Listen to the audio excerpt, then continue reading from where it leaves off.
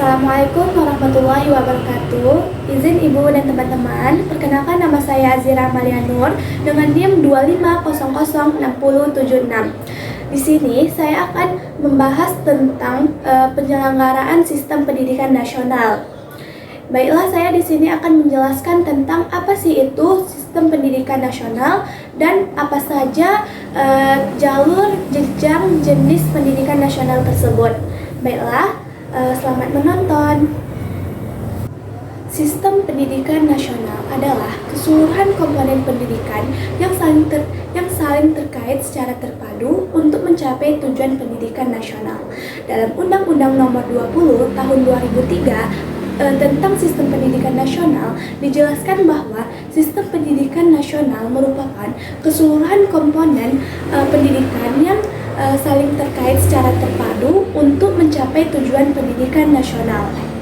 Artinya, pendidikan nasional bukan hanya proses belajar mengajar di sekolah, tetapi juga mencakup seluruh jalur pendidikan formal, non-formal, dan informal yang dilaksanakan secara terarah, terencana, dan berkesinambungan. Sistem ini melibatkan berbagai unsur seperti peserta didik, pendidik, kurikulum, metode pembelajaran, sarana prasarana, manajemen pendidikan, serta kebijakan pemerintah yang semuanya harus berjalan selaras agar tujuan pendidikan nasional dapat terwujud. Selanjutnya kita akan membahas tentang jalur jenjang jenis pendidikan. Yang pertama itu kita akan membahas jalur pendidikan.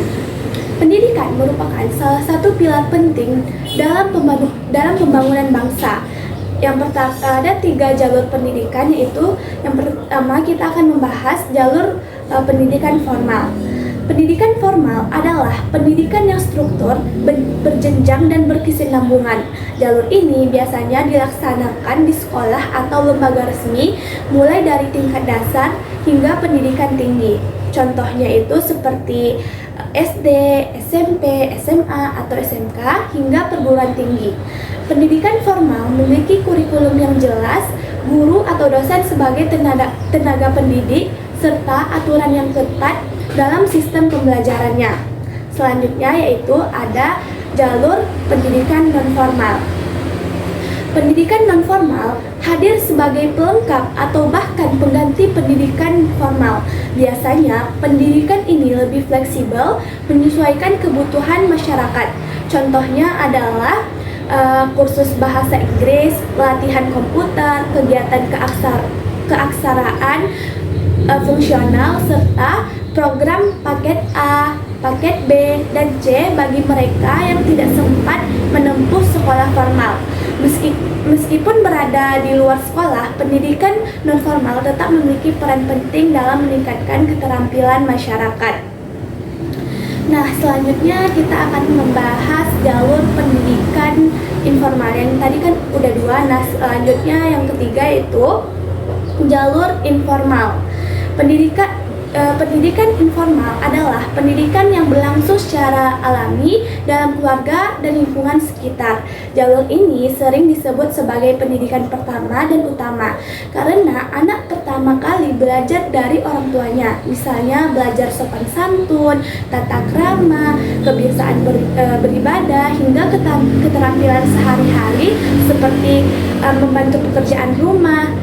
Nah, pendidikan informal memang tidak memiliki kurikulum tertulis, namun pengaruhnya sangat besar dalam pembentukan karakter anak.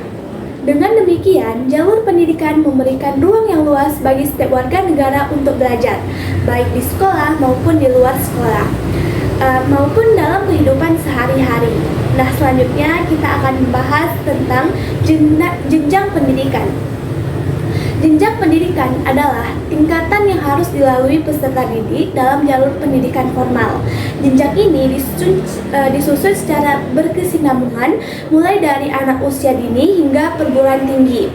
Nah, yang pertama yaitu yang biasa kita dengar dengan sebutan PAUD atau singkatan dari pendidikan anak usia dini. Pendidikan ini diberikan kepada anak usia 0 sampai 6 tahun yang merupakan masa perkembangan atau masa golden age. Bentuknya bisa berupa taman kanak-kanak, raudatul atfal, kelompok bermain, maupun tempat penitipan anak. Nah, yang selanjutnya itu yang kedua, itu ada pendidikan dasar. Jenjang ini mencakup sekolah dasar seperti MI selama 6 tahun dan sekolah menengah pertama, yaitu seperti SMP atau MTS selama 3 tahun. Nah, selanjutnya kita akan membahas yaitu pendidikan menengah. Setelah menyelesaikan SMP, peserta didik melanjutkan ke SMA atau madrasah atau SMK atau SMK.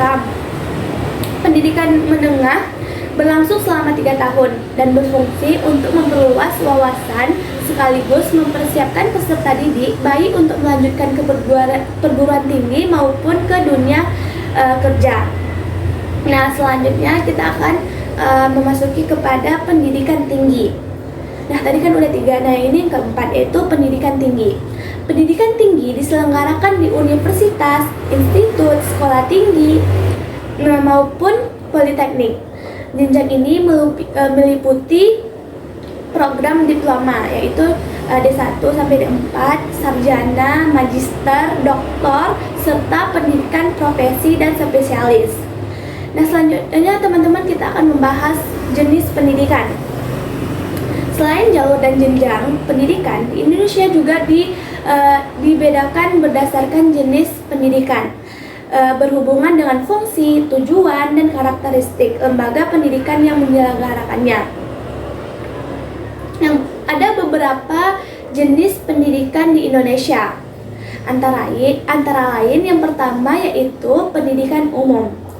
Pendidikan umum berorientasi pada ilmu pengetahuan umum, contohnya itu seperti SMA. Nah, selanjutnya itu kepada pendidikan kejuruan. Pendidikan kejuruan mempersiapkan peserta didik untuk menguasai keterampilan praktis di bidang tertentu. Nah, biasanya itu ada di SMK. Nah, selanjutnya itu ada pendidikan akademik. Pendidikan akademik menekankan pada penguasaan dan pengembangan ilmu pengetahuan, umumnya di perguruan tinggi, di universitas. Nah, selanjutnya itu ada pendidikan profesi. Pendidikan profesi mendidik peserta didik untuk memiliki keahlian profesional, misalnya dokter, guru, atau apoteker. Nah, seperti di jurusan saya itu bimbingan konseling, saya mengambil profesi konselor. Selanjutnya yaitu yang terakhir ada pendidikan keagamaan. Pendidikan keagamaan berbasis agama seperti madrasah, pesantren, seminar, atau sekolah teologi. Baiklah, itu saja yang dapat saya sampaikan. Mohon maaf apabila ada kekurangan. Selanjutnya, materi selanjutnya akan dilanjutkan oleh rekan saya yaitu Falah Hibatullah. Kepada Falah, dipersilakan.